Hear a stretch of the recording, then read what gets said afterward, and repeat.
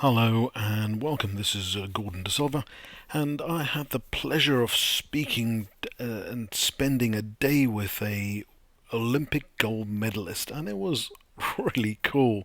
His name was Ben Hunt Davis, and he won the gold medal in the rowing eights in the Sydney Olympics. And what was special about his story is that he was basically an athlete looking for gold for over 9 years before he achieved it.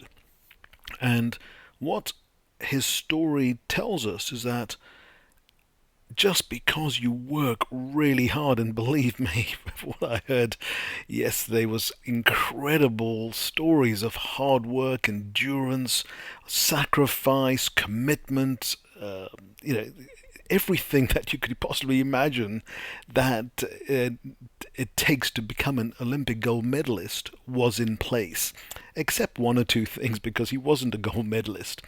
And his story tells us so much about business. You know, in business, we work so hard, and so many of the businesses I meet work too hard and get no reward, no adequate reward for the hard work they put in.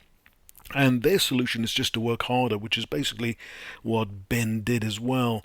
And he realized at some point, or 7 years into this journey, that working hard alone was not going to achieve it. Even though he shared the same coaches, already extraordinary gold medal rowers, it wasn't working for him, and he had to change. He and his team had to change what they were doing and how they were doing it if they were going to have a chance of winning gold in an Olympics and being a world-class team. And one of the first lessons then I want to bring to you is, if it isn't working, do something different. Now, one of the things he said on that meeting was that because they were a team of 8 people plus a cox, they changed their coach and stuff, and he's got a brilliant book, and it says, "Will it make the boat go faster?" is the title of the book, and I recommend it to you. I just bought it yesterday, and I heard a lot of stories from the book in our meeting yesterday, and there's a critical thing. If it isn't working, do something different. If you're working hard and you're not getting better results, then you really must stop and take stock of what you're doing and how you're doing it and do something different. One of the things that we learned about this, which is relevant to you, because it became painfully relevant to me, and again emphasize why I do so well because of my coach and mentor, is because once we're in a train of thought, it's really hard to change. It feels as though we're on train tracks, and our thinking goes along the line, and it's really hard to think of a completely new way of working without some catalyst that changes it. Now, fortunately, in their team, being so focused on a gold medal, it was clear they weren't getting the results, and they decided it wasn't working for them, and even their coach didn't have faith in them in their training. Basically, there were no hopers that won gold. And if you ever get a chance to watch the replay of that Sydney gold medalist for the rowing eights, I really recommend it to you. You'll hear how everyone was really nonplussed, didn't expect anything, and suddenly they caught away, they were way ahead, and even then they didn't believe they could win. And halfway they were still way ahead, and even then they didn't believe they could win.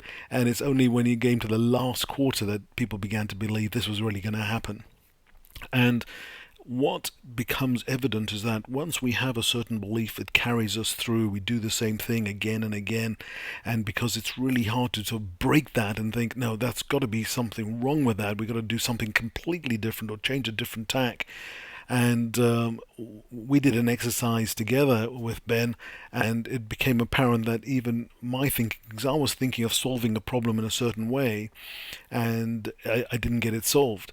Yet, when we worked as a group, it became easier to solve because different people saw it from different perspectives, and that is what I get from my coach and mentor and the groups I go to, and I'm sure you do too. So if it isn't working, do something different. That's my lesson number one. There's many more lessons I'm going to extract out of my notes from Ben yesterday, and it was fascinating. I recommend his book if you ever get a chance to hear him speak. Please do so. Excellent, engaging speaker. What a fantastic story. Well, that's all for me for now, Gordon De Silva. If you would like to connect with us, please, of course, there's various elements on this page you can connect with us in. In the meantime, watch out for the next and subsequent lessons on the Olympic Gold. Take care. Speak to you soon. Bye bye.